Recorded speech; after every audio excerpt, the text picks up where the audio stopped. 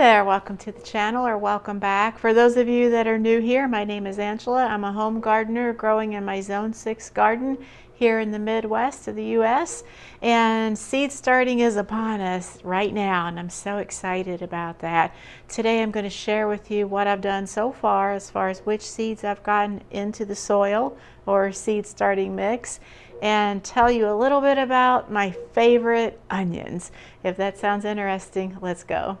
I am going to be referring to my handy dandy seed starting chart as we do this. So if you see me looking here, that's what I'm looking at. I did a little video sharing how I arranged my seed starting chart to make it easy for me to know what I need to start and when, whether it's indoor or direct sowing outdoor. I'll link that video at the end of this one in case you're interested in that, and maybe I'll put it down in the description below too.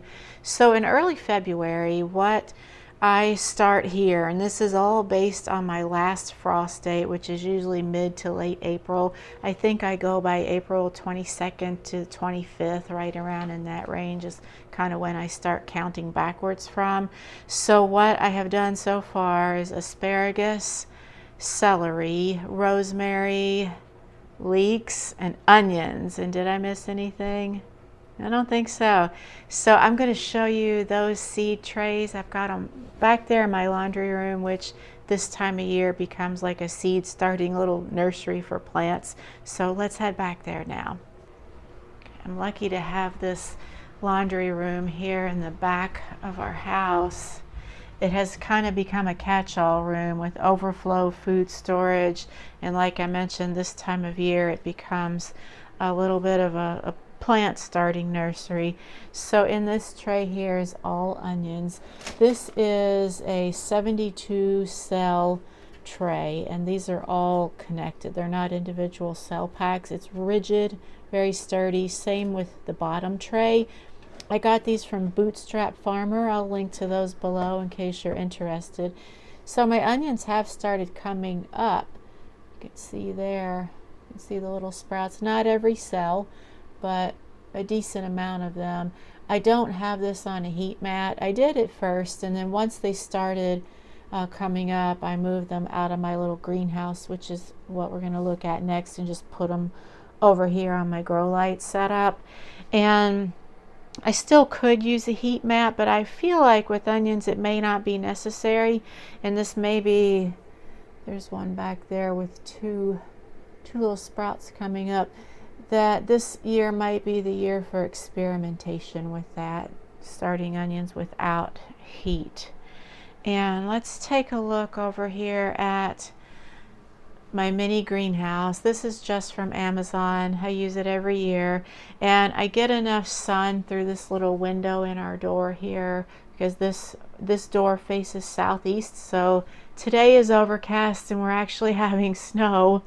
Again, we thought spring was here last week, but we've got some snow out there, just a little. And it gets enough sun on a sunny day to heat this greenhouse up. Plus, I do have this on, this tray is on a heat mat, which is right here.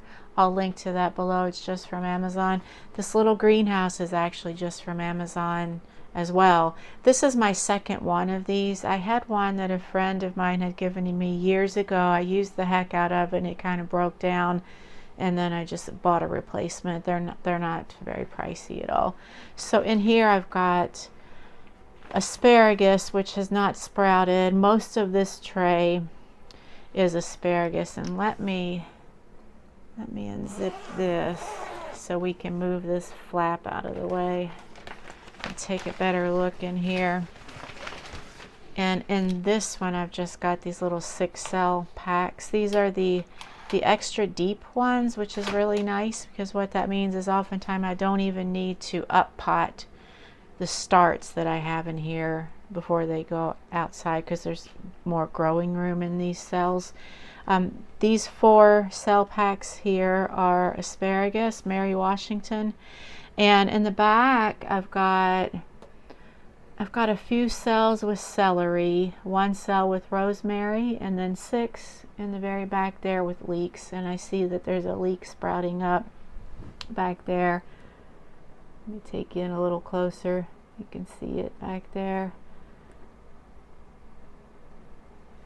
I finally am starting asparagus with the intention of actually doing something with it. I've started asparagus before and gotten seeds to germinate and gotten to the point of having decent sized seedlings,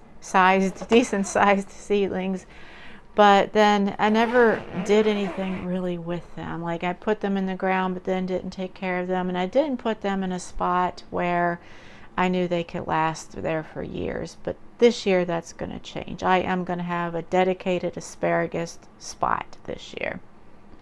So let's head back into the kitchen. I'm going to show you the onion seeds that I've got. I didn't buy any new ones. No, I take that back. I did buy some Walla Walla. Those are my favorite, and I was out of those from last year, so I bought those. I'm going to set you down here on our kitchen counter. So give me just a minute to get you arranged there. Sorry for the shaking.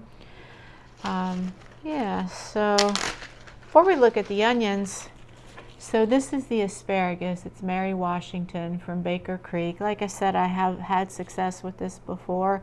This seed pack is from 2023. I feel like it'll probably sprout again. Shouldn't have any problems there. And the leeks, I don't have really good light on in here right now. These are from 2021. These are the leeks. Yeah, large American flag from Mountain Valley Seed Company. They're sprouting, so that says something. I will save seeds for a long time, and I keep them at good storage conditions. So cool, dark, and dry storage conditions. And seeds will last for a long time. I've sown seeds that were 7, 8 years old before. The one exception, at least the one in my experience, is with onions. Oftentimes, onion seeds don't really remain viable for more than a couple of years. So we'll see how this crop of onions, because some of the seeds that I'm planting there in my little onion tray are, I think, from 2023 maybe. This is my giant red celery. This is also 2023 seeds. Baker Creek, good success with that last year, so I'm going to keep on growing that as long as the seeds keep sprouting. The rosemary is by Fairy Morse. This is the same pack I've been working with for a year or two. This was packed for 2024, so it should be fine. And then getting on to the onions, which are what, out of all these things that I'm planting, I mean, I'm pretty excited about the asparagus now that I'm prepared to give it a good home. But the onions are probably going to be like the star of the show. So we've got sweet white Spanish from Burpee. I didn't take them out of the little plastic bags, so I hope that you can see this. So this is 2024 seeds. They grew last year. Ruby Red from M.I. Gardner, and these are 2023, so we'll see how those do. They grew last year. So all of these that I'm planting are seeds that I grew last year, except for, like I mentioned, the Walla Walla. I'm going to talk in detail about those. This next one is from Pine Tree Garden Seeds, and it's Red Long of Tropea, 2024. It doesn't have a picture, but you can get the name there. And then another red one called Red Burgundy from Fairy Morse, and this is another 2024 one.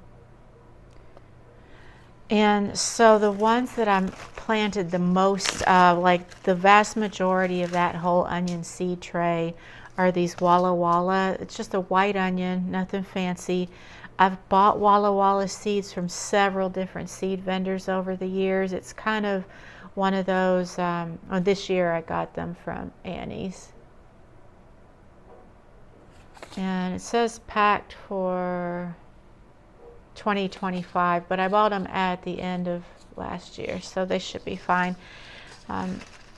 like I mentioned, so I buy them from different vendors. It really just depends on if I'm already placing a seed order from a company and I happen to need the Walla Walla, like replenish my seeds on those, I'll just go ahead and also that they have those seeds.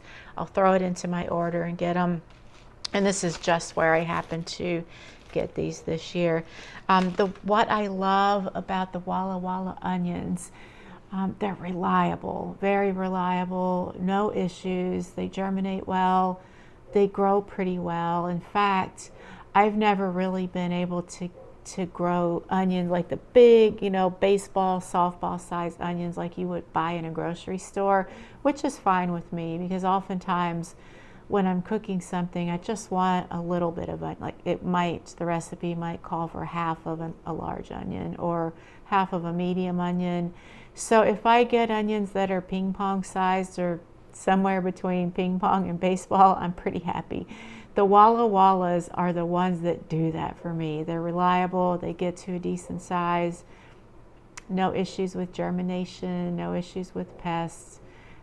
They're just a good, reliable onion. Just basic, not fancy like the sweet yellow or the red, but they work. They do the job. And isn't that rewarding? That's enough for me. And later this week, what I am going to be growing, looking at my little seed chart here, you can see the first column, I've crossed off everything. That means I've already sown all those seeds. The second column are seeds to be sown 10 to 8 weeks before my last frost date, which is February 15th through the end of February. There's a bunch of things on here, and some of these I am not going to do this year, so I went ahead and just crossed them off. So what I'm left with is butterfly weed, which is a flower, not a vegetable. Dill, just need one dill plant. Eggplant and peppers. So it's not really that much. So while I am doing a bigger vegetable garden this year, it's not going to be crazy. I'm still keeping it very manageable. I really appreciated having a smaller veggie garden last year because it allowed me the time and energy to get a lot of other things done, both outside on the property and inside the house too. So it'll be bigger this year, and I'll show you everything I'm planting as we go. But it's not going to be, I've learned my lesson. I'm not going to grow so much that I can't keep up with it or that it's unmanageable. So I would say out of this next batch, the peppers are going to be the most. And it'll be a mix of sweet and hot peppers. And what I'm thinking, I'm going to try to limit it to no more than 10 pepper plants. And that still sounds like a lot, but we like our peppers here, just like we like our onions. We cook with a lot of onions, as a lot of people do, of course. And I like to make hot sauce, and we go through a ton of hot sauce in our household. So that's why so many pepper plants. But I will get more in detail with that on the next video as far as which pepper seeds I'm putting in.